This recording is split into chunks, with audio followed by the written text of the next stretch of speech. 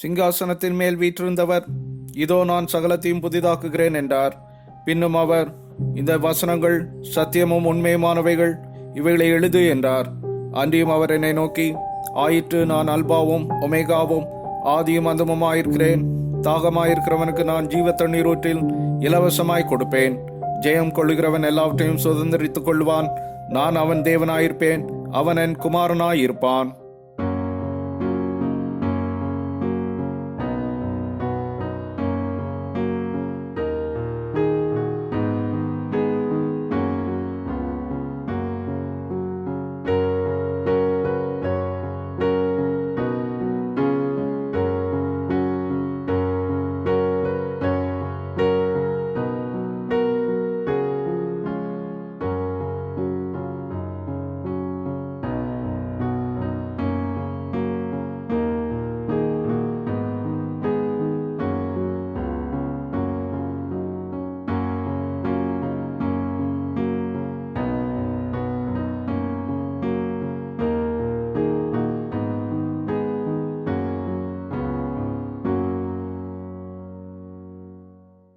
இன்றைய புதிய வருட சிறப்பு ஆராதனையிலும் பங்கு பெற வருகை தந்திருக்கின்ற உங்கள் அனைவருக்கும் தூய மத்தேயு தமிழாலய சார்பிலே வாழ்த்துக்களை தெரிவித்துக் கொள்கிறேன்.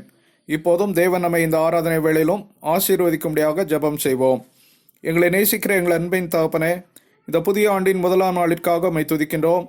கடந்த ஆண்டு முழுவதும் எங்களை உம்முடைய கண்மணி போல காத்து வந்ததற்காக உமக்கு நன்றிகளை செலுத்துகின்றோம். இந்த ஆராதனை வேளையிலும் நாங்கள் பாடுகின்ற பாடல்களையும் தியானிக்கின்ற வசனங்களையும் ஆசீர்வதித்துள்ளோம். இந்த ஆராதனை வேளையிலும் உம்மை தரிசிக்கவும் உடைய வார்த்தைகளை கேட்கவும் அருள் தாரும். எங்களை நீர் இப்போதும் பரிசுத்தப்படுத்தி உடைய ஆவியானவரால் நிரப்பியருளும். இந்த ஆராதனை முழுவதையும் நீர் பொறுப்பேற்றுக் கொண்டரும். இயேசுவின் மூலம் வேண்டிக்கொள்கிறோம் எங்கள் ஜீவனுள்ள நல்ல பிதாவே, ஆமேன். இப்போதும் நாம் யாவரும் தேவனுடைய நாமத்திற்கு மகிமை உண்டாக ஆலய ஆராதனைக்கு ஆரம்பமாக பாமாலை 80 பாடுவோம். பாமாலை எண் 80.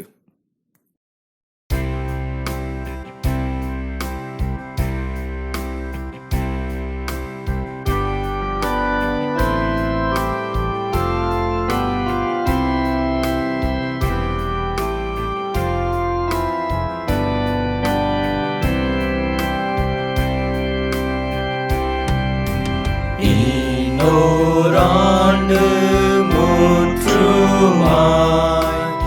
எங்களை மகன்பாய் காத்து வந்தீரேசுவே, உம்மை துதி செய்வோமே.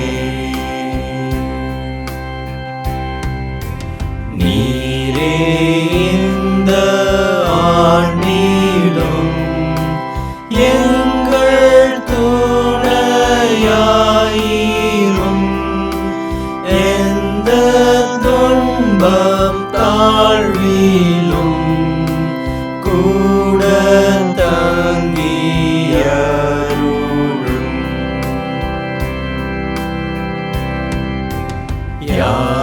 யாரேனுமே வானில் சாவின் பள்ளத்தாக்கினில்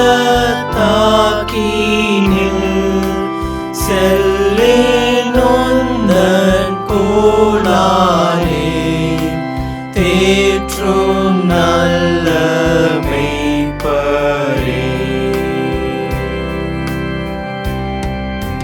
நாங்கள் உந்தன் தாசராய் தூய்மை பக்தி உள்ளோராய் சாமட்டும் நீளைக நீர் காத்து கிரீடமிகுவீர்.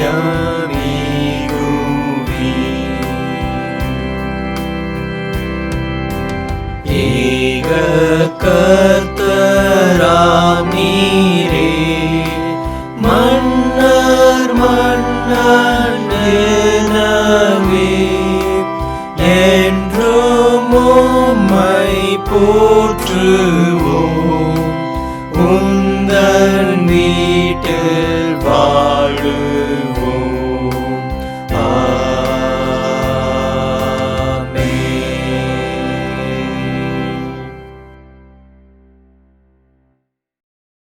இப்போதும் நாம் ஜெபம் செய்வோம்.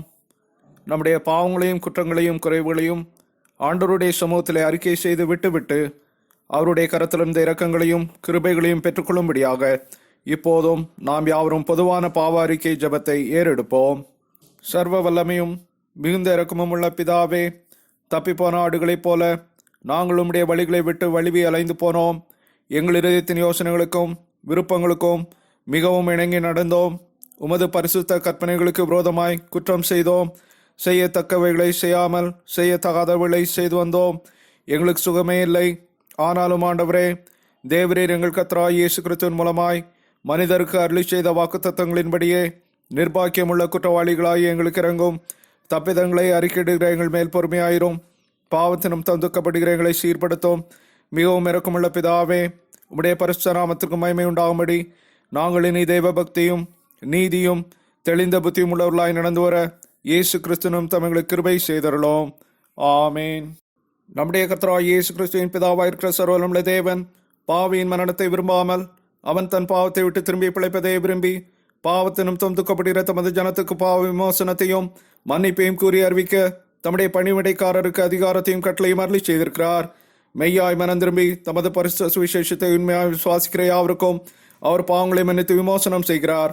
ஆகையால் கடைசியில் அவருடைய நித்திய ஆனந்தத்தில் சேரத்தக்கதாய் இத்தருணத்தில் நாம் செய்கிறது அவருக்கு பிரியமாயிருக்கவும் இனி உயிரோடு இருக்கும் நாளெல்லாம் மாசில்லாமல் பரிசுத்தமுள்ளவர்களாய் நடக்கவும் அவர் நமக்கு மெய்யான மனம் திரும்புதலையும் தம்முடைய பரிசுத்தாவியும் அருளி செய்ய வேண்டும் என்று நம்முடைய கர்த்தராகிய இயேசு கிறிஸ்துவின் மூலமாய் அவரை வேண்டிக் கொள்ள கடவோம். ஆமேன். இப்போதும் வேத பாடங்கள் வாசிக்கப்படும். வாசிக்கும்படியாக கொடுக்கப்பட்டுள்ள முதலாம் வேத பாடம் ஆதியாகமம் 17ஆம் அதிகாரம் 1 முதல் 9வது வசனம் வரை. First Bible reading is taken from Book of Genesis, chapter 17, verses from 1 to 9. Abram 99 வயதான போது கர்த்தர் ஆபிராமுக்கு தரிசனமாகி, நான் சர்வ வல்லமையுள்ள தேவன், நீ எனக்கு முன்பாக நடந்து கொண்டு உத்தமனாயிரு. நான் உனக்கும் எனக்கும் நடுவாக என் உடன்படிக்கையை ஏற்படுத்தி உன்னை மிகவும் திரளாய் பெருக பண்ணுவேன் என்றார். அப்பொழுது ஆபிராம் முகங்குப்புற விழுந்து வணங்கினான். தேவன் அவனோட பேசி, நான் உன்னோட பண்ணுகிற என் உடன்படிக்கை என்னவென்றால், நீ திரளான ஜாதிகளுக்கு தகப்பனாவாய். இனி உன் பேர் ஆபிராம் என்னப்படாமல் நான் உன்னை திரளான ஜாதிகளுக்கு தகப்பனாக ஏற்படுத்தினபடியால் உன் பேர் ஆபிரகாம் என்னப்படும். உன்னை மிகவும் அதிகமாய் பலுக பண்ணி உன்னிலே ஜாதிகளை உண்டாக்குவேன். உன்னிடத்திலிருந்து ராஜாக்கள் தோன்றுவார்கள். உனக்கும் உனக்கு பின்வரும் உன் சந்ததிக்கும் நான் தேவனாயிருக்கும்படி எனக்கும் உனக்கும் உனக்கு பின் தலைமுறை தலைமுறையாக வரும் உன் சந்ததிக்கும் நடுவே என் உடன்படிக்கையை நித்திய உடன்படிக்கையாக ஸ்தாபிப்பேன். நீ பரதேசியாய் தங்கு வருகிற கானான் தேசம் முழுவதையும் உனக்கும் உனக்கு பின்வரும் உன் சந்ததிக்கும் நித்திய சுதந்திரமாக கொடுத்து நான் அவர்களுக்கு தேவனாய் இருப்பேன் என்றார். பின்னும் தேவன் ஆபிரகாமை நோக்கி, இப்பொழுது நீயும் உனக்கு பின் தலைமுறை தலைமுறையாக வரும் உன் சந்ததியும் என் உடன்படிக்கையை கைக்கொள்ளுங்கள் என்றார் என்பது. வாசிக்கும்படியாய் கொடுக்கப்பட்டுள்ள முதலாம் வேத பாடம் வாசித்தாயிற்று. வாசிக்கப்பட வேண்டிய இரண்டாவது வேத பாகம் எபிரேயர் எழுதின நிருபம் 9ஆம் அதிகாரம் 11ஆம் வசனம் முதல் 15ஆம் வசனம் முடிய. The second Bible reading is taken from Hebrews chapter 9 verses 11 to 15. கிறிஸ்துவானவர் வரப்போகிற நன்மைகளுக்குரிய பிரதான ஆசாரியராய் வெளிப்பட்டு கையினால் செய்யப்பட்டதாகிய இந்த சிருஷ்டி சம்பந்தமான கூடாரத்தின் வழியாக அல்ல, பெரிதும் உத்தமமான கூடாரத்தின் வழியாகவும் வெள்ளாட்டுக்கடா இளங்காலை இவைகளுடைய இரத்தத்தினாலே அல்ல, தம்முடைய சொந்த இரத்தத்தினாலும் ஒரே தரம் மகா பரிசுத்த ஸ்தலத்தில் பிரவேசித்து நித்திய மீட்பை உண்டு பண்ணினார். அது எப்படினில், காளை வெள்ளாட்டுக்கடா இவைகளின் இரத்தமும் தீட்டுப்பட்டவர்கள் மேல் தெளிக்கப்பட்ட கடாரியின் சாம்பலும் சரீர சுத்தி உண்டாகும்படி பரிசுத்தப்படுத்துமானால், நித்திய ஆவியினாலே தம்மை தாமே பழுதற்ற பலியாக தேவனுக்கு ஒப்பு கொடுத்த கிறிஸ்துவனுடைய ரத்தம் ஜீவனுள்ள தேவனுக்கு ஊழியம் செய்கிறதற்கு உங்கள் மனச்சாட்சியை சத்த கிரியைகள சுத்திகரிப்பது எவ்வளவு நிச்சயம். ஆகையால் முதலாம் உடன்படிக்கையின் காலத்திலே நடந்த அக்கிரமங்களை நிவர்த்தி செய்யும் பொருட்டு அவர் மரணமடைந்து அழைக்கப்பட்டவர்கள் வாக்குத்தத்தம் பண்ணப்பட்ட நித்திய சுதந்திரத்தை அடைந்து கொள்வதற்காக புது உடன்படிக்கையின் மத்தியஸ்தராய் இருக்கிறார். வாசிக்கப்பட வேண்டிய இரண்டாவது வேத பாகம் வாசித்து முடிந்தாயிற்று. வாசிக்கும்படியாக குறிக்கப்பட்டிருக்கின்ற சிறப்பு வேத பகுதி சங்கீதம் 20 முதலாம் வசனம் முதல் 5ஆம் வசனம் வரை, அதன் பின்பாக 7ஆம் வசனம் முதல் 8ஆம் வசனம் வரை. The special reading is taken from Psalm 20 verses 1 to 5 and then verses 7 to 8. ஆபத்து நாளிலே கர்த்தர் உமது ஜெபத்தை கேட்பாராக. யாக்கோபின் தேவனுடைய நாமம் உமக்கு உயர்ந்த அடைக்கலமாவதாக. அவர் பரிசுத்த ஸ்தலத்திலிருந்து உமக்கு ஒத்தாசை அனுப்பி சீயோனிலிருந்து உம்மை ஆதரிப்பாராக. நீர் செலுத்தும் காணிக்கையெல்லாம் அவர் நினைத்து உமது சர்வாங்க தகன பலியை பிரியமாய் ஏற்றுக்கொள்வாராக. அவர் உமது மன விருப்பத்தின்படி உமக்கு தந்தருளி உமது ஆலோசனைகளை எல்லாம் நிறைவேற்றுவாராக. நாங்கள் உமது ரட்சிப்பினால் மகிழ்ந்து எங்கள் தேவனுடைய நாமத்திலே கொடியேற்றுவோம். உமது வேண்டுதல்களை எல்லாம் கர்த்தர் நிறைவேற்றுவாராக. 7ஆம் வசனம், சிலர் ரதங்களை குறித்தும் சிலர் குதிரைகளை குறித்தும் மேன்மை பாராட்டுகிறார்கள். நாங்களோ எங்கள் தேவனாயி கர்த்தருடைய நாமத்தை குறித்து மேன்மை பாராட்டுவோம். அவர்கள் முறிந்து விழுந்தார்கள், நாங்களோ எழுந்து நிமிர்ந்து நிற்கிறோம். வாசிக்கும்படியாக குறிக்கப்பட்டிருக்கின்ற சிறப்பு வேத பகுதி வாசித்தாயிற்று. வாசிக்கும்படியாக குறிக்கப்பட்டிருக்கின்ற பரிசுத்த சுவிசேஷ வாக்கியம் பரிசுத்த லூக்கா எழுதின சுவிசேஷம் 2ஆம் அதிகாரம் 21ஆம் வசனம் முதல் 24ஆம் வசனம் வரை அடங்கியுள்ளது. The Holy Gospel reading is taken from the Gospel according to St. Luke, chapter 2, verses 21 to 24. பிள்ளைக்கு விருத்த சேதனம் பண்ண வேண்டிய 8ஆம் நாளிலே, அது கர்ப்பத்திலே உட்பவிக்கிறதற்கு முன்னே தேவதூதனால் சொல்லப்பட்டபடியே அதற்கு இயேசு என்று பெயரிட்டார்கள். மோசேயின் நியாயப்பிரமாணத்தின்படியே அவருடைய சுத்திகரிப்பின் நாட்கள் நிறைவேறின போது முதற் பேரான எந்த பிள்ளையும் கர்த்தருக்கு பரிசுத்தமானது எனப்படும் என்று கர்த்தருடைய நியாயப்பிரமாணத்தில் எழுதியிருக்கிறபடி அவரை கர்த்தருக்கென்று ஒப்புக் கொடுக்கவும், கர்த்தருடைய நியாயப்பிரமாணத்தில் சொல்லியிருக்கிறபடி ஒரு ஜோடு காட்டுப்புறாவே ஆவது 2 புறா குஞ்சுகளையாவது பலியாக செலுத்தவும் அவர் எருசலேமுக்கு கொண்டு போனார்கள் என்பதே வாசிக்கும்படியாக குறிக்கப்பட்டிருக்கின்ற பரிசுத்த சுவிசேஷ வாக்கியம் வாசித்தாயிற்று. அறிவிப்புகள். இன்றைய புதிய வருட சிறப்பு ஆராதனையிலும் பங்கு பெற்றுக் கொண்டிருக்கின்ற உங்கள் ஒவ்வொருவருக்கும் ஆண்டவராகிய இயேசு கிறிஸ்துவின் இனிய நாமத்திலே இனிய புத்தாண்டு வாழ்த்துக்களை தெரிவித்துக் கொள்கிறேன். தேவன் தாமே இந்த புதிய ஆண்டிலும் உங்களை ஆசீர்வதித்து வழி நடத்துவாராக. ஒவ்வொரு ஞாயிறும் காலை 10:30 மணிக்கு ஆலய ஆராதனை நடைபெறும். இந்த ஆராதனைகளிலே யாவரும் கலந்து கொள்ளும்படியாக உங்களை அன்போடு கேட்டுக்கொள்கிறேன். இப்போதும் டாக்டர் சாமுவேல் லாசரஸ் அவர்கள் நம்மை ஜெபத்திலே நடத்துவார்கள். ஜெபம். எங்கள் அன்பின் பரலோக பிதாவே, இந்த அருமையான புதிய வருஷத்தின் முதல் நாளுக்காய் நாங்கள் உம்மை நன்றியோடு கூட ஸ்தோத்திரிக்கிறோம். தேவரீர், கடந்த வருஷம் முழுவதும் நீர் எங்களை சுகமாய் காப்பாற்றி இந்த புதிய வருஷத்தின் முதல் நாளில் உம்மை நோக்கி துதிக்கும்படியாய் நீர் தந்திருக்கிற இந்த கிருபைக்காய், இந்த ஸ்லாக்கியத்திற்காய், இந்த பாக்கியத்திற்காய் உமக்கு நாங்கள் நன்றி செலுத்துகிறோம். ஏசப்பா ஆண்டவரே, கடந்த வருஷத்தில் எங்களோடு கூட ஆரம்பித்த அநேக மக்களப்பா, இந்த வருஷத்தை நாங்கள் தொடங்கும் பொழுது அவள் எங்களோடு கூட இல்லை. ஆனால் எங்களையோ ஏசப்பா இந்த வருஷத்தை நன்மையினால் முடிசூட்டி அப்பா எங்களை இந்த புதிய வருஷத்தின் முதல் நாளில் உம்மை நோக்கி செபிக்கும்படி நீ தந்திருக்கிற இந்த கிருபைக்காய், இந்த ஸ்லாக்கியத்திற்காய் நாங்கள் நன்றி செலுத்துகிறோம். ஏசப்பா, இந்த நாளை எங்களுக்கு ஆசீர்வாதமாக்கி தாரும். இந்த நாளில் அப்பா உம்மை தேடி வந்திருக்கிற உம்முடைய பிள்ளைகளாகி எங்கள் ஒவ்வொருவருக்கும் இந்த வருஷம் முழுவதையும் நீர் ஆசீர்வாதமாக்கி தாரும்.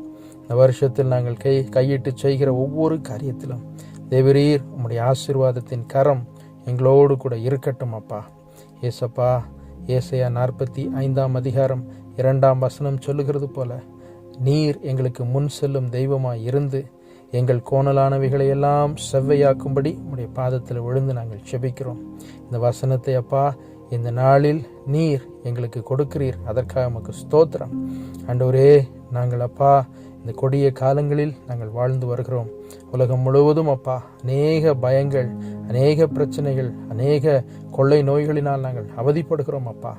ஆனாலும் ஏசுவாமி, நீர் எங்களுக்கு முன் செல்லும் தெய்வமாய் இருந்து இந்த புதிய வருஷத்தில் அப்பா கோணலான எல்லா பாதைகளையும் நீர் நேர்வழியாய் எங்களை நடத்தி அதை சரி பண்ணும்படிக்கு நாங்கள் செபிக்கிறோம் அப்பா. தகப்பனே, உமக்கு நாங்கள் நன்றி செலுத்துகிறோம். இந்த நாளிலும் அப்பா இந்த ஆராதனையில் பங்கு பெற்றிருக்கிற உடைய பிள்ளைகளாகிய ஒவ்வொருவரையும் உடைய பாதத்தில் விழுந்து நாங்கள் செபிக்கிறோம். தகப்பனே, நாங்கள் எல்லாரும் ஒருமனப்பட்டு இந்த சபைக்காய் நாங்கள் செபிக்கிறோம். இந்த சபையில் உள்ள ஒவ்வொரு குடும்பத்தின் அங்கத்தினர்களுக்காக நாங்கள் செபிக்கிறோம். அப்பா, ஒவ்வொருவருக்கும் இந்த புதிய வருஷம் ஆசீர்வாதமான வருஷமாக இருக்கட்டும். ஒவ்வொருவருக்கும் இந்த புதிய வருஷத்தை நீர் நன்மையினால் முடிசூட்டி ஒவ்வொருவரையும் அப்பா நீர் ஆசீர்வதிக்கும்படிக்கு நாங்கள் செபிக்கிறோம். இந்த சபையில் அப்பா செயல்படுகிற கமிட்டி மெம்பர்ஸ்க்காய் நாங்கள் செபிக்கிறோம். பிசி மெம்பர்ஸ் ஒவ்வொருவரையும் ஆசீர்வதியும். இந்த வருஷத்தில் அப்பா தேவரீர் உடைய பரிசுத்த ஆவியின் ஞானத்தினால் உங்களை நிரப்பி அப்பா அவள் எடுக்கிற ஒவ்வொரு டிசிஷன்ஸ்லையும் ஒவ்வொரு காரியத்திலும் ஏசப்பா நீர் அப்பா இந்த சபைக்கு என்ன செய்ய வேண்டும் என்று விரும்புகிறீரோ அதை மாத்திரம் அவர்கள் செய்து முடிக்க அவர்களுக்கு தேவையான பலத்தையும் சுகத்தையும் உடைய ஞானத்தையும் கிருபைகளையும் நீர் தரும்படிக்கு நாங்கள் செபிக்கிறோம். இந்த சபையின் போதகருக்காய் நாங்கள் செபிக்கிறோம். ஏசப்பா ஆண்டவரே, அவரை ஆசீர்வதியும். இந்த சபையை அப்பா நீர் நடத்துகிற பிரகாரமாய் நீர் நல்ல மெய்ப்பனாய் இருந்தது போல அவர்களும் ஆண்டவரே இந்த சபை அப்பா உம்முடைய நாமத்தினால் நடத்தி செல்லக்கூடிய ஞானத்தையும் கிருபையும் அவருக்கு நீர் கொடுக்கும்படிக்கு நாங்கள் செபிக்கிறோம். அவர்கள் மூலமாய் கணக்கற்ற ஆத்துமாக்களை நீர் அவர்களுக்கு கொள்ளை பொருளாய் தரும்படிக்கு நாங்கள் செபிக்கிறோம். சாமி ஆண்டவரே, இந்த டயசிஸ்காய் நாங்கள் செபிக்கிறோம். பிஷப் ஐயாவுக்காய் செபிக்கிறோம். ஆண்டவரே சாமி, டயசிஷியன் கமிட்டிஸ்காய் செபிக்கிறோம். எல்லாவற்றையும் நீர் ஆசீர்வதிக்கும்படிக்கு நாங்கள் செபிக்கிறோம். ஏசப்பா, ஒவ்வொருவரையும் நீர் காத்துக்கொள்ளும். ஒவ்வொருவருக்கும் தேவையான ஞானம் ஆண்டவரே, ஒவ்வொருவருக்கும் தேவையான பரிசுத்த ஆவியின் நிறைவு நீர் கொடுத்தப்பா ஒவ்வொருவரும் இந்த சபையையும் தேவனுடைய பிள்ளைகளையும் வழிநடத்தும்படியான கிருபை அவர்களுக்கு கொடுக்கும்படிக்கு நாங்கள் செபிக்கிறோம். இந்த புதிய வருஷத்திலும் அப்பா ஆண்டவரே சுவாமி, ஒவ்வொரு ஊழியக்காரர்களையும் ஒவ்வொரு தேவனுடைய பிள்ளைகளையும் ஒவ்வொரு மிஷனரிமார்களையும் ஒவ்வொரு ஏழை எளிய மக்களையும் அப்பா அனாதைகளையும் திக்கற்ற பிள்ளைகளையும் விதவைகளையும் நாங்கள் நினைவு கூர்ந்து செபிக்கிறோம். அப்பா ஒவ்வொருவருக்கும் உதவி செய்யும். ஆண்டவரே, உம்முடைய ஊழியம் ஆண்டவரே இன்னும் இந்த வருஷத்தில் ஆண்டவரே பலுகி பெருகும்படிக்கு செய்யும்.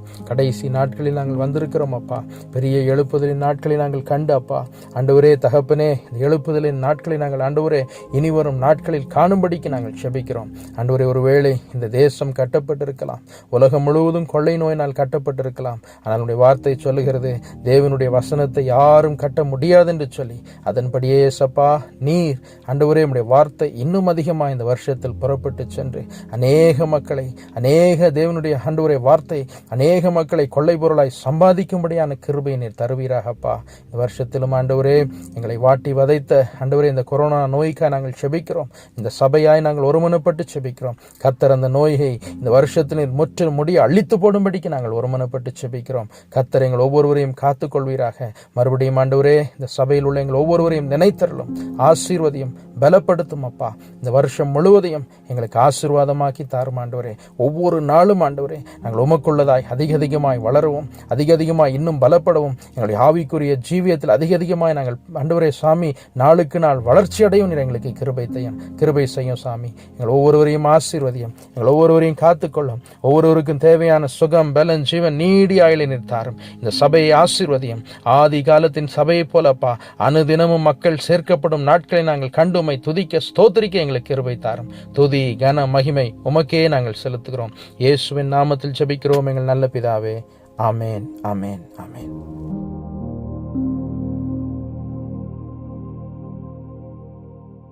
திரும்பவும் தேவனுடைய நாமத்திற்கு மகிமை உண்டாக நாம் யாவரும் பாமாலை 386 பாடுவோம். வேறு வசனம். பாமாலை 386 வேறு வசனம்.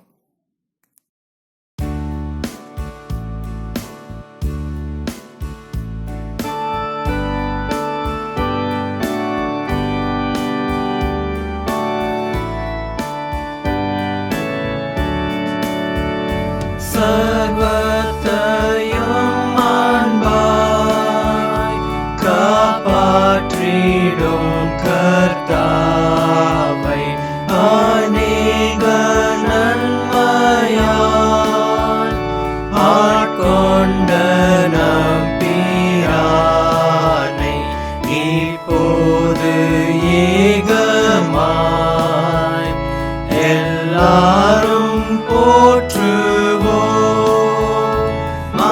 நன்றி கூறியே சாஷ்ட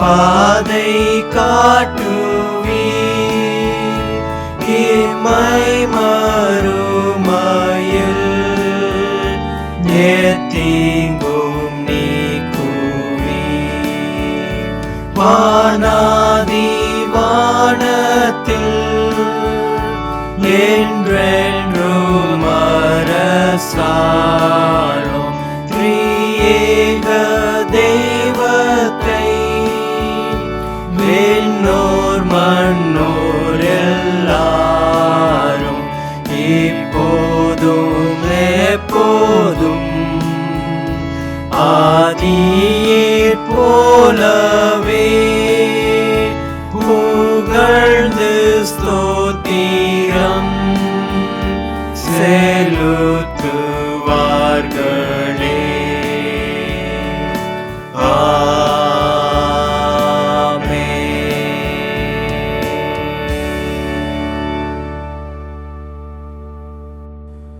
இந்த நாளிலும் இந்த ஆராதனைக்கு வருகை தந்திருக்கின்ற உங்கள் அனைவருக்கும் ஆண்டவராய் இயேசு கிறிஸ்துவின் இனிய நாமத்திலே புத்தாண்டு வாழ்த்துக்களை தெரிவித்துக் கொள்கிறேன்.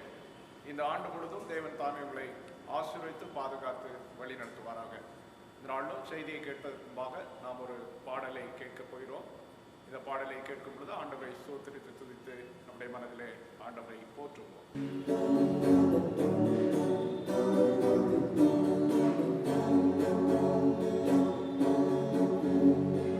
Sotram, sotram, sotram, sotram, sotram Yeshua. Sotram, sotram, sotram, sotram, sotram tudiyumake. Sotram, sotram, sotram, sotram, sotram Yeshua. Sotram, sotram, sotram, sotram, sotram tudiyumake. Deva, sotram tudiyumake.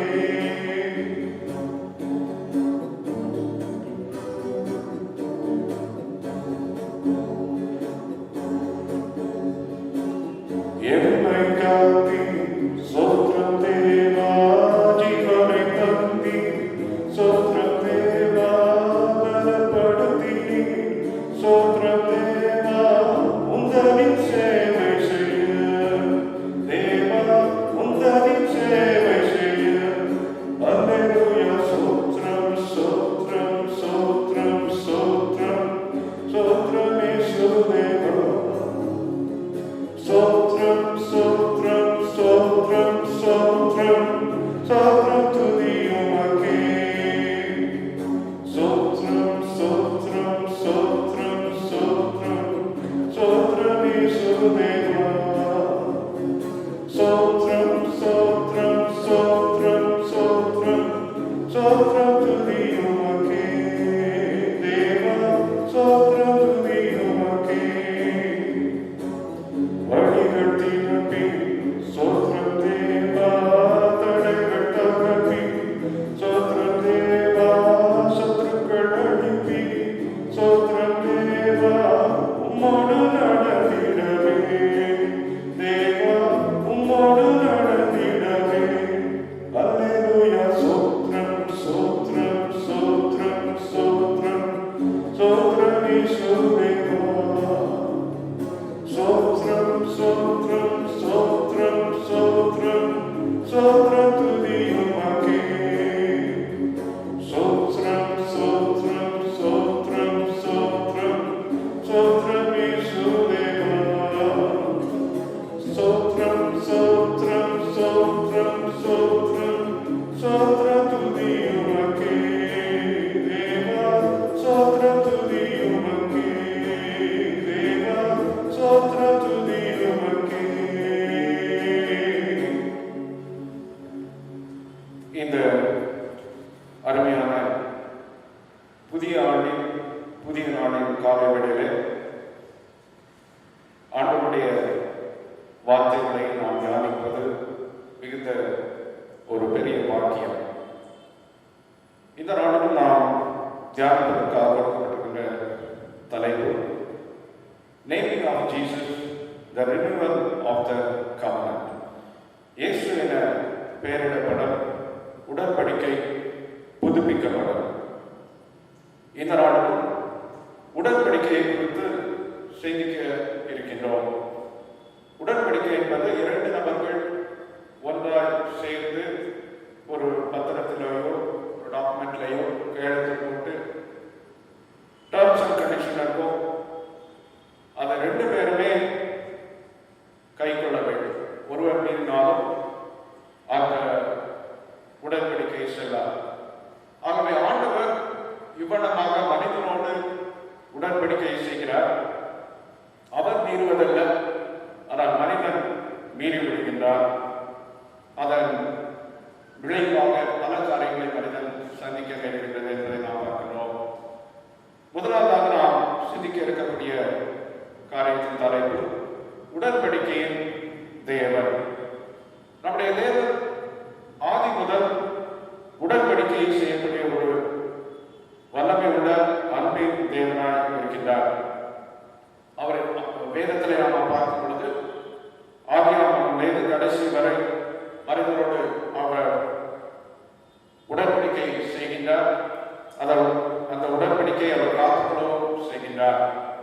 ஆதாமோடு தேவன் உடன்படிக்கையை செய்கின்றார். ஆதியாகமம் 2ஆம் அதிகாரம் 8ஆம் வசனத்தில் பார்க்கும்போது தேவனாகிய கர்த்தர் கிழக்கே ஏதேன் எனும் ஒரு தோட்டத்தை உண்டாக்கி தாம் உருவாக்கின மனுஷனை அதிலே வைத்தார் என்று சொல்லி பார்க்கிறோம். அங்க மனுஷனை அவர் வைத்த பின்பாக அப்படியே விட்டுவிடவில்லை. 9ஆம் வசனத்தில் பார்க்கும்போது தேவனாகிய கர்த்தர் பார்வைக்கு அழகும் புசிப்புக்கு நலமுமான சகலவித விருட்சங்களையும் தோட்டத்தின் நடுவிலே ஜீவ விருட்சத்தையும் நன்மை தீமை அறியத்தக்க விருட்சத்தையும் பூமியில் இருந்து முளைக்கப்பட்டினார் என்று சொல்லி பார்க்கிறோம். 16ஆம் வசனம் சொல்லுகிறது, தேவனாகிய கர்த்தர் மனுஷனை நோக்கி நீ தோட்டத்தில் உள்ள சகல விருட்சத்தின் கனியை புசிக்கவே புசிக்கலாம். 7ஆம் வசனத்தில் ஆனாலும் நன்மை தீமை அறியத்தக்க விருட்சத்தின் கனியை புசிக்க வேண்டாம், அதை நீ புசிக்கும் நாளிலே சாகவே சாவாய் என்று கட்டளையிட்டார். இப்படியாக ஆண்டவர் 2 விருட்சங்களை உருவாக்கி ஜீவ விருட்சத்தின் கனியை புசித்தார் ஜீவனும், இதை மீறி நன்மை தீமை அறியத்தக்க விருட்சத்தின் கனியை புசித்தால் மரணமும் உண்டாகும் என்று ஒரு உடன்படிக்கையை ஆதாமோடு செய்கின்றார். இந்த உடன்படிக்கை கீழ்ப்படிந்தால் ஆசீர்வாதம் ஜீவன், கீழ்ப்படியாவிட்டால் சாபம் மரணம் என்று சொல்லி பார்க்கிறோம். ஆனால் மனிதன் கொஞ்ச நாளே அந்த உடன்படிக்கை மீறுகின்றார், பாவியாக மாறுகிறார், சாபத்தையும் மரணத்தையும் சுமந்திருக்கின்றார். மனிதன் முதல் உடன்படிக்கை மீறின போதும் கிருபியாக மீண்டும் ஒரு உடன்படிக்கையை ஆண்டவர் வாக்குத்தத்தமாக கொடுக்கின்றார். அப்படியே அவனை விட்டுவிடவில்லை. நீ உடன்படிக்கையை மீறிவிட்டாய், ஆகவே சாபத்திற்குள்ளானாய், நீ மரணம் அடைந்தே ஆக வேண்டும் என்று சொல்லவில்லை.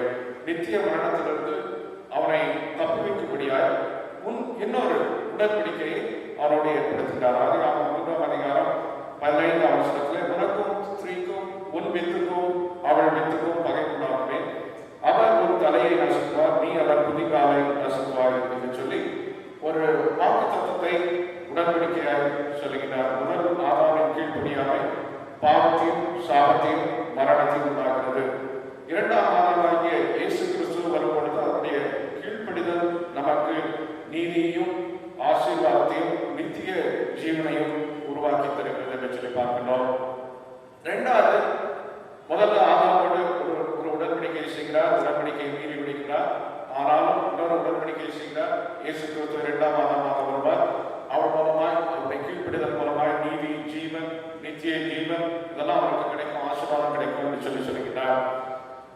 அதன் பின்பாக நோவாவோடு ஆண்டவர் உடன்படிக்கை செய்கிறார். மனிதனின் வீழ்ச்சிக்கு பின்பாக பூமியின் பாவம் பெருகினது. ஆதியாகமம் 6:3 பார்க்கும்பொழுது அப்பொழுது கர்த்தரின் ஆவி என்றைக்கும் மனுஷனோடு போராடுவதில்லை என்று சொல்லி சொல்லுகிறார். 5ஆம் வசனம் மனுஷனுடைய அக்கிரமம் பூமியிலே பெருகிறது.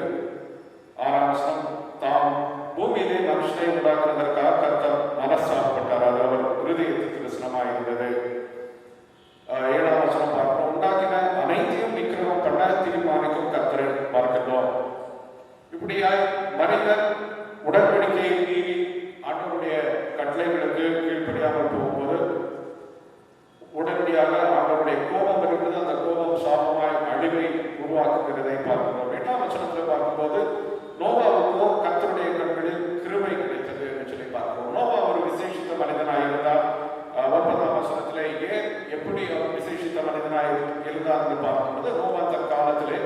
இருந்தவர்களுக்குள்ளே நீதிமானும் உத்தமனுமாய் இருந்தார்.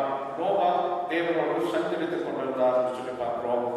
ஆகவே விழுந்து போன மனிதர்கள் மத்தியிலே ஒரு தேவனோடு சஞ்சரிக்கக்கூடிய நல்ல மனிதனை ஆண்டவர் கண்டுபிடிக்கிறார். இந்த கடைசி காலங்களிலும் ஆண்டவர் இப்படிப்பட்ட மக்களோடு தன்னுடைய உடன்படிக்கையை புதுப்பிக்க விரும்புகிறார்.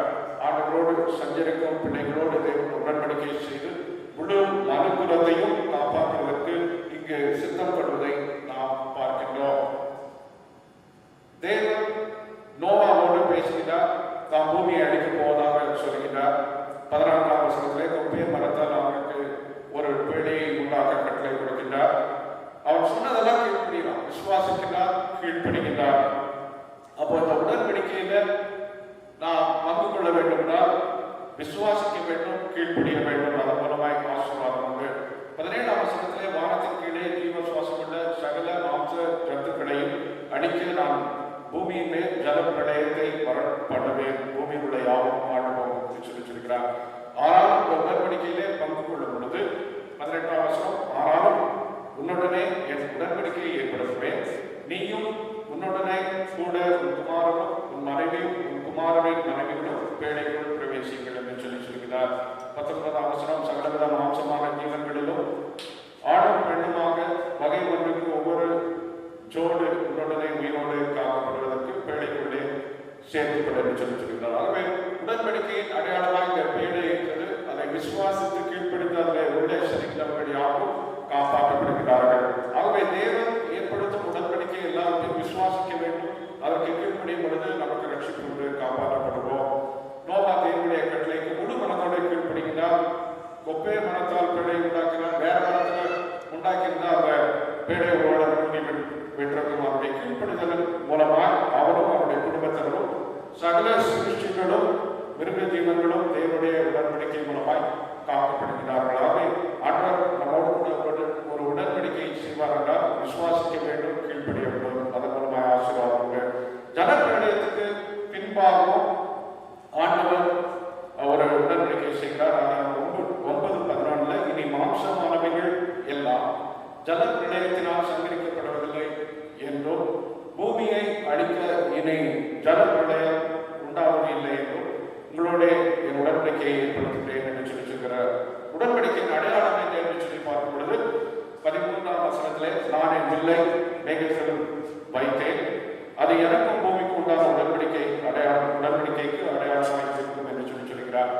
ஆகவே இந்த வானவில் நமக்கு மழை பெய்து பார்க்கின்றோம். அது ஆண்டவருக்கு ஒரு ரிமைண்டரா இருக்கு, இனி பூமியை அழிக்கக்கூடாது என்று சொல்லி ஆண்டவர் சொல்லக்கூடிய காரியம். அதை இன்றைக்கு வரை அவர் கடைபிடிக்கிறார், அதை கை கொள்கிறார், அதை மீறவில்லை என்று சொல்லி பார்க்கிறோம்.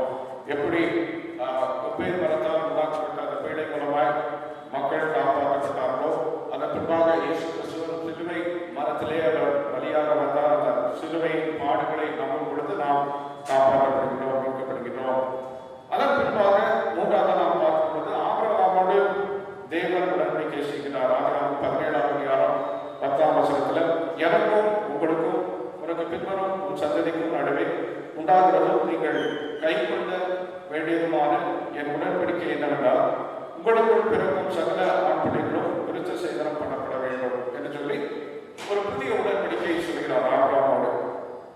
உடன்படிக்கையின் அடையாளம் என்ன? 11ஆம் வசனம், உங்கள் நுனித்தோலின் மாம்சத்தை விருத்த சேதனம் பண்ண கடவீர்கள், அது எனக்கும் உங்களுக்கும் உள்ள உடன்படிக்கையின் அடையாளமாக இருக்கும்.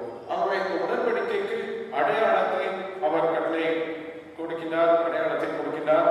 23ஆம் வசனத்திலே ஆபிரகாம் கீழ்ப்படிவதை பார்க்கிறோம்.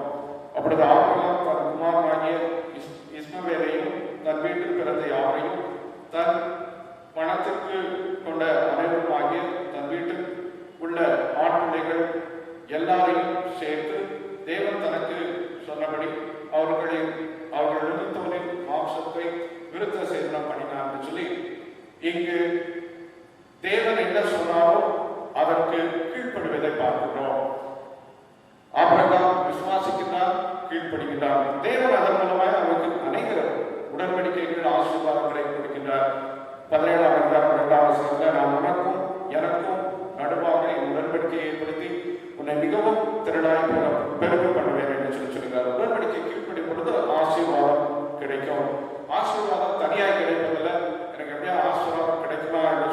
இயங்கக்கூடிய மக்கள் உண்டு. ஆனால் விசுவாசத்துக்கு கீழ்ப்படியும் பொழுது மட்டுமே நமக்கு ஆசீர்வாதம் உண்டு. ஆனால் 17:4 பார்க்கிறோம், நான் உன்னோடு பண்ணுகிற என் உடன்படிக்கை என்னவென்றால், நீ திரளான ஜாதிகளுக்கு தகப்பனாவாய் என்று சொல்லி ஆண்டவர் சொல்கிறார். குழந்தைகள் இல்லாத சூழ்நிலையிலே ஒரு வாக்குத்தத்தத்தை கொடுக்கின்றார், அதை விசுவாசிக்கின்றார், அதை அவருக்கு நீதியாக ஆண்டவர் எண்ணுகிறார், அதை நிறைவேற்றவும் செய்கின்றார். ஆதியாகமம் 21:5 தன் குமாரனாகிய ஈசாக்கு பிறந்த போது ஆபிரகாம் 100 வயதாய் இருந்தார் என்று சொல்லி பார்க்கிறோம். உடன்படிக்கை விசுவாசித்தார், காத்திருந்தார், அதை சுதந்திரித்தார் என்று சொல்லி பார்க்கிறோம். அடுத்ததாக நாம் பார்க்கும் பொழுது தேவன் இஸ்ரவேலரோடு உடன்படிக்கை செய்கிறார். நாம் ஆரம்பத்திலே பார்ப்போம் போல ஒவ்வொரு கூட்ட மக்களோடும் ஒவ்வொரு தனிப்பட்ட மக்களோடும் உடன்படிக்கை செய்யும் தேவன். யாத்ராகமம் 34:28 அங்கே அவர், அதாவது மோசே அப்பம் புசியாமலும் தண்ணீர் குடியாமலும் இரவும் பகலும் 40 நாள் கர்த்தரோடே இருந்தார். அவர் 10 கற்பனைகளாகிய உடன்படிக்கையின் வார்த்தைகளை பலகைகளில் எழுதினார் என்று சொல்லி பார்க்கிறோம். உடன்படிக்கையை இங்கு ஆண்டவர் கொடுக்கின்றார். 10 கற்பனைகளாகிய உடன்படிக்கை. தன்னுடைய பிள்ளைகள் இந்த உடன்படிக்கையை கை கொண்டால் ஆசீர்வாதம், மீறினால் சாபம் என்பதை உபாகமம் 28 முதல் 2 முதல் 14 பார்க்கிறோம். எப்பொழுதும் உடன்படிக்கை வந்தால் கீழ்ப்படிந்தால் ஆசீர்வாதம், மீறினால் சாபம். இங்க 2 பார்க்கிறோம், நீ தேவனாகிய கர்த்தரின் சத்தத்துக்கு செவி கொடுக்கும் போது இப்பொழுது சொல்லப்படும் ஆசீர்வாதங்கள் எல்லாம் உண்மையை பற்றி உனக்கு பலிக்கும் என்று சொல்லியிருக்கிறார். 15 இங்க இந்த ஆசீர்வாதம் 3 14 பார்க்கிறோம். 15 சொல்றாரு, இன்று நான் உனக்கு விதிக்கிற தேவனாகிய கர்த்தருடைய எல்லா கற்பனைகளின் படியும் கட்டளைகளின் படியும் நடக்க கவனமாய் இருக்கிறதற்கு அவர் சத்தத்திற்கு செவி கொடாதே போவாயாக. இப்பொழுது சொல்லப்படும் சாபங்கள் எல்லாம் உண்மையை வந்து உனக்கு பலிக்கும் என்று சொல்லி 16 68 வரை சாபம் கொடுக்கிறார். இந்த சாபத்தை நம்ம உட்கார்ந்து வாசிப்போம் என்றால் பயங்கரமாக இருக்கும். ஆசீர்வாதத்தை மட்டும் படிச்சுட்டு நம்ம சந்தோஷமாய் போய்விட முடியாது. சாபத்தை படிக்கும் பொழுது நமக்கு கர்த்தருக்கு பயப்படுற பயம் வரும், கீழ்ப்பிடிப்போம், விசுவாசிப்போம், அப்படித்தான் சுதந்திரிக்க முடியும். அதன் பின்பாக நம்ம பார்க்கிறோம், இஸ்ரவேல் மக்களோடு உடன்படிக்கை செய்கிறார். அதன் பின்பாக இயேசுவின் மூலம் தேவனுடைய உடன்படிக்கை நிறைவேறுவதை பார்க்கிறோம். லூக்கா 2:21 பிள்ளைக்கு விருத்த சேதனம் பண்ண வேண்டிய 8ஆம் நாளிலே அது கர்ப்பத்திலே உற்பவிக்கிறதற்கு முன்னே தேவதூதனால் சொல்லப்பட்டபடியே அதற்கு இயேசு என்று பெயரிட்டார்கள். இயேசு என்ற பெயரின் அர்த்தம் என்ன? மத்தேயு 1:21 அவள் ஒரு குமாரனை பெறுவாள், அவருக்கு இயேசு என்று பெயரிடுவாயாக, ஏனெனில் அவர் தமது ஜனங்களின் பாவங்களை நீக்கி அவர்களை ரட்சிப்பார் என்று சொல்லி இங்க பார்க்கிறோம். ஆக இயேசு கிறிஸ்துவோ நியாய பிரமாணங்களை, அதாவது உடன்படிக்கையை, தீர்க்க தரிசனங்களை நிறைவேற்றவே அவர் வந்தார் என்று சொல்லி வேதம் தெளிவாக சொல்கிறது. மத்திய 5:17 நியாய பிரமாணத்தை ஆனாலும் தீர்க்க தரிசனங்களை ஆனாலும் அழிக்கிறதற்கு வந்தேன் என்று எண்ணிக்கொள்ளாதீர்கள், அழிக்கிறதற்கு அல்ல நிறைவேற்றுகிறதற்கே வந்தேன் என்று சொல்லி இயேசு சொல்கிறார். ஆகவே இயேசு கிறிஸ்து பிறந்து 8ஆம் நாளிலே அங்கு தேவதூதனால் சொல்லப்பட்டபடி இயேசு என்று பெயரிடுகிறார்கள். இந்த விருத்த சேதனமும் அங்கு நிறைவேற்றப்படுகிறது என்று சொல்லி வேதத்திலே பார்க்கிறோம். ஆக ஆண்டவர் தம்முடைய வாழ்க்கை மூலமாக அனைத்து நியாய பிரமாணங்களையும் தீர்க்க தரிசனங்களையும் நிறைவேற்றினார். அதன் பின்பாக நாம் பார்க்கக்கூடிய காரியம் என்னவென்றால், தேவன் தம்முடைய குமாரனாகிய இயேசுவின் ரத்தம் மூலம் புது உடன்படிக்கையை ஏற்படுத்துகின்றார். மத்தேயு 26:27-28 வாசிக்கும் பொழுது, பின்பு பாத்திரத்தையும் எடுத்து ஸ்தோத்திரம் பண்ணி அவர்களுக்கு கொடுத்து, நீங்கள் எல்லாரும் இதிலே பானம் பண்ணுங்கள், இது பாவ மன்னிப்பு உண்டாகும்படி அனைவருக்காக சிந்தப்படுகிற புது உடன்படிக்கைக்கு உரிய என்னுடைய ரத்தமாக இருக்கிறது என்று சொல்லி சொல்லப்படுவதை பார்க்கிறோம். இயேசு புது உடன்படிக்கை மத்தியஸ்தராய் மாறுகிறார். பலிகள் பழைய பாட்டிலே செலுத்தப்பட்டன. ஆனால் அந்த பலிகள் எல்லாவற்றுக்கும் முற்றுப்புள்ளி வைத்து தாமே பலியாக வந்தார். புது உடன்படிக்கையை தன்னுடைய ரத்தத்தின் மூலமாய் உண்டு பண்ணினார்.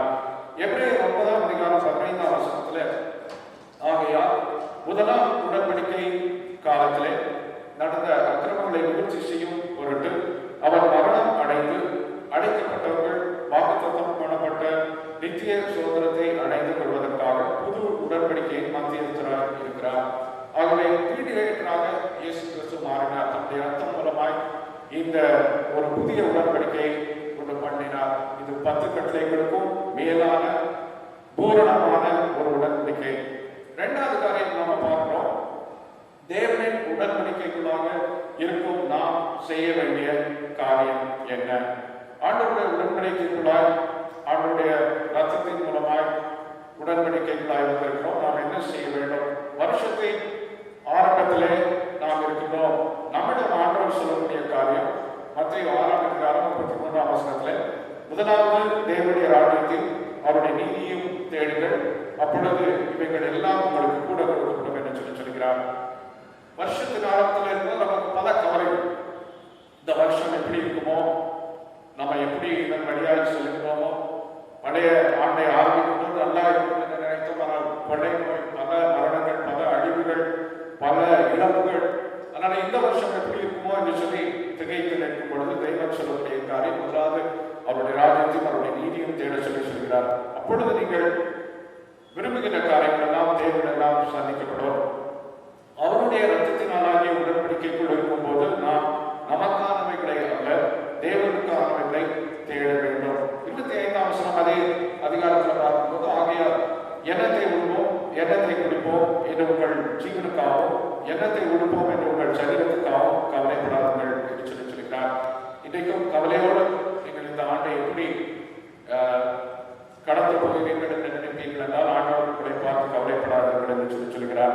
26ஆம் வசனத்துல, ஆகாயத்து பட்சிகளை கவனித்து பாருங்கள், அவைகள் விதைக்கிறதும் இல்லை, அறுக்கிறதும் இல்லை, களஞ்சியங்களில் சேர்த்து வைக்கிறதும் இல்லை, அவைகளையும் உங்கள் பரமபிதா படைத்திருக்கிறார். அவளை பார்க்கலும் நீங்கள் விசேஷித்தவர்கள் அல்லவா என்று சொல்கிறார். ஆக பட்சிகள் எல்லாம் பயப்படாமல் அது வாழ்கின்றன.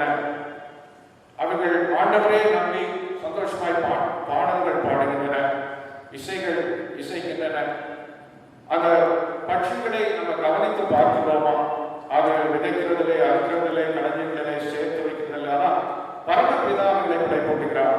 அவரை நம்பும் பொழுது நம்முடைய தேவைகளை அவர் சந்திக்கிறார். அவருடைய இன்றைய நம்பிக்கையை ஆண்டவர் மீது வைங்கள். ஆண்டவருடைய ரத்தத்தினாலாகிய இந்த கவனக்குள்ளாக உடன்படிக்கைக்குள்ளாய் வாருங்கள், தேவனுடைய பொறுப்பேற்றுக் கொள்வார். 32ஆம் வசனத்துல பார்க்கும்போது, இவங்களை எல்லாம், அதாவது உணவு உடை எல்லாம் அஞ்ஞானிகள் நாடி தேடுகிறார்கள், இவர்கள் எல்லாம் உங்களுக்கு வேண்டியவர்கள் என்று உங்கள் பரமபிதா அறிந்திருக்கிறார். ஆகவே எது தேவை என்று சொல்லி ஆண்டவர் அறிந்திருக்கிறார். ஆண்டவருடைய தேவைகளை நீங்கள் சந்திக்கும் பொழுது தேவனுடைய தேவைகளை சந்தித்து அவருடைய ஆசீர்வதிப்பார். ஆண்டவருடைய ராஜ்யத்தை நாம் தேட வேண்டும்.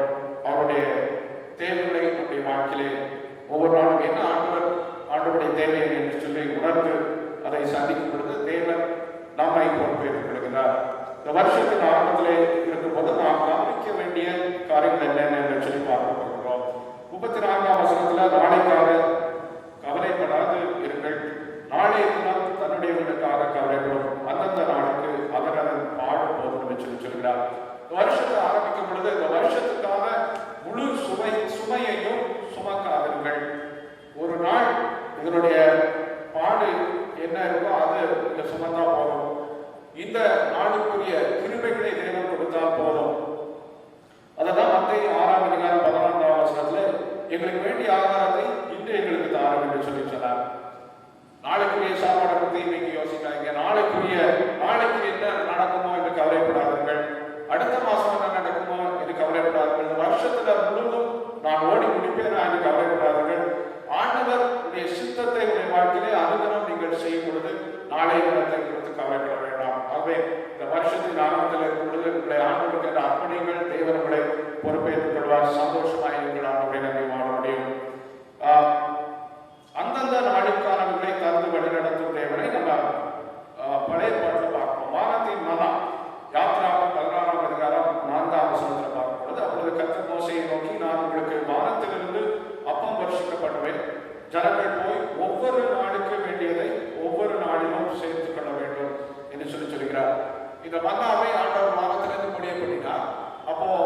அன்னன்னைக்கு வேண்டிய போர்ஷன் என்னவோ அதை தான் சேர்த்துக்கொள்ள வேண்டும். மிஞ்சி சேர்த்தா அதெல்லாம் கெட்டு போயிடும். அப்படி நிறைய பேர் துணிந்து போய் சேர்ந்து கெட்டு போனதை பார்த்தாங்க.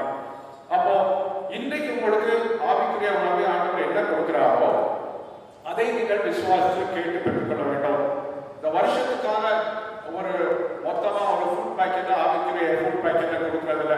மாசத்துக்கு ஒரு தடவை மொத்தமா இந்த மாசத்துக்கான ஆவிக்குரிய உணவை கொடுக்கக்கூடிய தேவன் இல்லை. அன்னன்னைக்கு நீங்க ஆண்டுடைய பாதத்திலே உட்கார்ந்து அந்த நாளுக்கான கிருபிகளை பெற்றுக்கொள்ளும் பொழுது, வாக்கு தத்தங்களை எச்சரிப்பை பெற்றுக்கொள்ளும் பொழுது தேவன் உங்களுக்கு போதுமானவராய் இருக்கின்றார். ஆகவே நீங்கள் ஏமாந்து விட வேண்டாம். பல செய்திகள் இந்த வருஷத்துக்கான வாக்குத்தத்தங்கள் செய்திகள், இந்த மாதத்துக்கான வாக்குத்தத்தங்கள் செய்திகள் நல்லதுதான். ஆனால் நீங்கள் ஆண்டுடைய சமூகத்தில் வந்து அந்தந்த நாளுக்கு வேண்டிய ஆவிக்குரிய உணவை பெற்றுக்கொள்ளும் பொழுது நீங்கள் ஏமாந்து போவதில்லை. ஆண்டவர்களை நடத்துவார். ஆண்டவருடைய ராஜ்ய பணிகள் இன்றைக்கு நான் என்ன செய்ய வேண்டும் என்று சொல்லி அவருடைய சமூகத்தில் அவருடைய தேவைகளை அறிந்து அவருடைய ஆன்மீக உணவை உட்கொண்டு அவருக்காய் வாழும் பொழுது அவருடைய தேவையை சந்தித்துக் கொள்வார். அவருடைய ரத்தத்தினால் ஆகிய உடன்படிக்கை இணைந்து நாம் அவருடைய வார்த்தைகளுக்கு கீழ்ப்படிந்து ஆசீர்வாதங்களை ஜீவனை அடைத்துக் கொள்ள தேவன் அழைக்கிறார். இன்னும் இயேசுவின் ரத்தத்தினால் ஆகிய உடன்படிக்கைகளாய் வராத மற்றவர்களிடம் தேவனுடைய ராஜ்யத்தை குறித்து பிரசங்கித்து அவர்கள் மனம் திரும்பவும் தேவனுடைய பிள்ளைகளும் அவர்களுடைய தேவனுடைய ராஜ்ய பணிகளை ஒவ்வொரு நாளும் நாம் செய்வோம் என்றால் தேவன் நம்மையும் ஆசீர்வதிப்பார், நம்மளமாய் அனைவரையும் ஆசீர்வதிப்பார். இந்த புதிய ஆண்டு நிச்சயமாய் நமக்கு மட்டுமல்ல அனைவருக்கு ஆசீர்வாதமாக இருக்கும். ஆகவே இன்று தேவனுக்கும் நமக்கும் இடையே இருக்கக்கூடிய உறவை உடன்படிக்கையை புதுப்பிப்போம். தேவன் நிச்சயம் ஆசீர்வதிப்பார். நம்மளமாய் மற்றவர்களுக்கும் இந்த உடன்படிக்கைகளுக்குள்ளாய் மற்றவர்களும் வரும்படியாய் தேவன் நம்மை பலப்படுத்துவார், ஆசீர்வதிப்பார். இந்த ஆண்டிலும் தேவன் விசேஷித்த விதத்திலே உங்கள் ஒவ்வொருவரையும் வழி நடத்த ஆசீர்வதிக்க உங்கள் மூலமாய் அனைவர் ஆசீர்வதிக்கப்பட வாழ்த்துக்கிறேன். தேவன் தாமே உதவி செய்வார்கள். தலைகளை தாழ்த்திக்கிறோம். எங்கள் அன்பை தாமனே தர்மயான வேலைக்காக நடுவை சோதரிக்கிறோம்.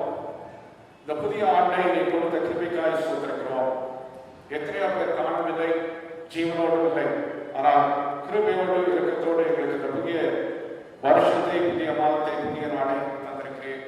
நாங்கள் ரத்தத்தினாலாகிய உடைய உடன்படிக்கைகளாய் நாங்கள் கடந்து வர கிருபை செய்திருக்கிறேன்.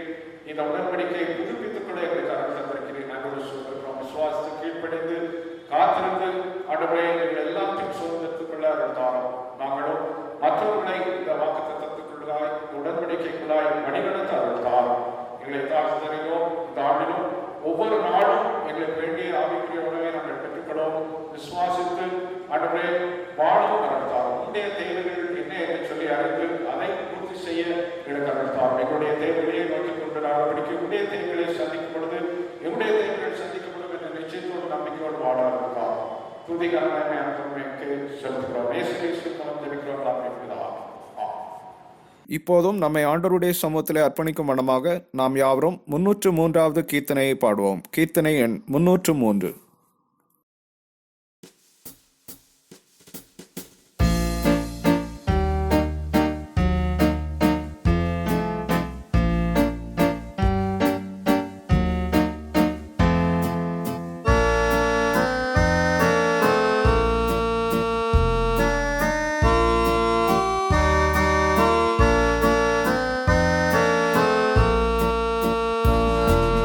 என்னாலுமே துதிப்பேன்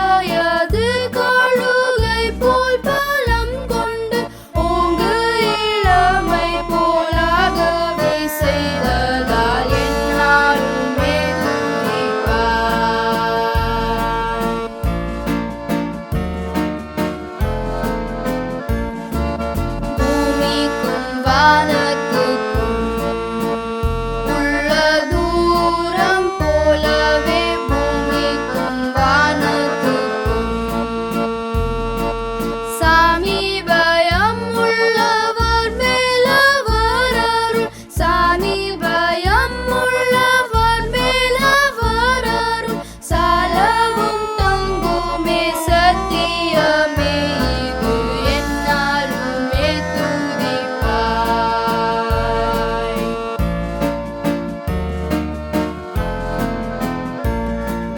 மன்னிப்பு மாட்சிமையாம் மாதேவன் அருளும் மன்னிப்பு மாட்சிமையாம் எண்ணுவாயோ கிழக்கு மேற்கின் தூரமே எண்ணுவாயோ கிழக்கு மேற்கின் தூரமே என்னில் உன் பாவம் அகன்றுத தூரமே என்னாலுமே துதிப்பாய்.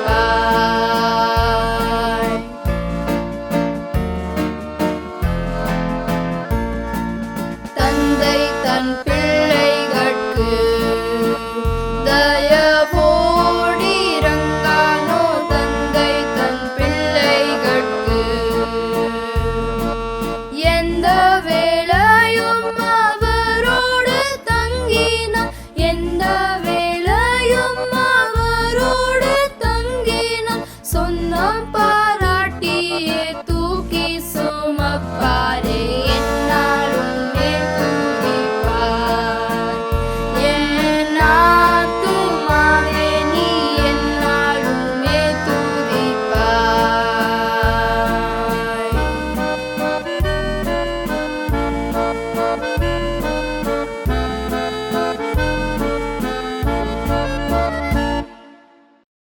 ஜெபம் பண்ண கடவோம். கிறிஸ்து விருத்த சேதன திருநாளுக்குரிய சுருக்க ஜெபம்.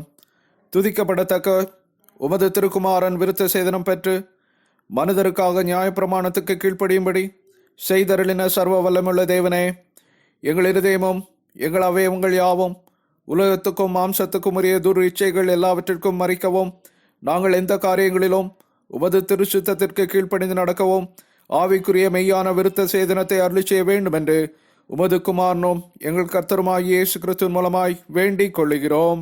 ஆமேன். நித்திய கடவுளே, உமது அடியாராகிய எங்களை இந்த புது வருஷத்தை காண செய்த ஆண்டவரே, கடந்த காலத்தில் எங்களிடம் காணப்பட்ட மீறுதல்களை எல்லாம் மன்னித்து எங்கள் வாழ்நாளெல்லாம் கிருபையாய் எங்களோடு நிலைத்திருக்க வேண்டும் என்று எங்கள் கர்த்தராகிய இயேசு கிறிஸ்துவின் மூலமாய் தாழ்மையோடு வேண்டிக் கொள்ளுகிறோம். ஆமேன். ஜெபம் செய்வோம். எங்கள் அன்பின் ஆண்டவரே, இந்த அருமையான வேலைக்காய் உம்மை துதிக்கின்றோம். இந்த புதிய ஆண்டிற்காக உமக்கு நன்றிகளை ஏறெடுக்கின்றோம். இந்த நாளிலும் நாங்கள் கேட்ட சத்தியங்களுக்கு இணங்க என்னுடைய வாழ்க்கையை அமைத்துக்கொள்ள உதவி செய்தரலும். உம்மோடுள்ள உடன்படிக்கையை இந்த நாளிலும் உம்முடைய ஒத்தாசையோடு புதுப்பித்துக் கொள்கிறோம். கர்த்தாவே, உம்முடைய கட்டளைகளுக்கு கீழ்ப்படுவதன் மூலம் தொடர்ந்து ஆசீர்வாதங்களை சுதந்திரத்துக் கொள்ள உதவி செய்யலும். சுவாமி, இன்றைய ஆராதனையிலும் பங்கு பெறுகின்ற ஒவ்வொருவரையும் ஆசீர்வதித்தரலும், ஒவ்வொருவருடைய இகபர தேவைகளையும் சந்தித்தரலும். ஆண்டவரே, இந்த நாளிலும் அனைத்து திருச்சபையினரையும் ஆசீர்வதித்தரலும். அனைத்து ஆலயங்களுக்காக, ஆயர்களுக்காக, திருமண்டலங்களுக்காக, பேராயர்களுக்காக ஜெபிக்கின்றோம். ஆசீர்வதித்து ஆளுகை செய்தரலும். திருச்சபை மூலம் தாங்கப்பட்டு வருகின்ற அருட்பணியாளர்களுக்காக, NSM ட்ரைபல் ஹோம் சிறுவருக்காக ஜெபிக்கின்றோம். அவருடைய தேவைகளை சந்தித்து ஆசீர்வதித்து வழிநடத்தியலும். சுவாமி, எல்லா ஊழியர்களுக்காகவும் ஊழியங்களுக்காகவும் வேண்டுதல் செய்கின்றோம். அவர்களை ஆசீர்வதித்து பலப்படுத்தியலும். இந்த ஆராதனையிலும் சோவினமாய் பலவீனமாய் இருக்கக்கூடிய ஒவ்வொருவருக்காய் ஜெபிக்கிறோம். யாவரையும் சுகப்படுத்தியலும், திடப்படுத்தியலும். இந்த நாளிலும் எங்களுடைய ஆலயத்தின் பாஸ்டேட் கமிட்டி உறுப்பினருக்காக ஜெபிக்கின்றோம். அவர்களை ஆசீர்வதித்தலும்.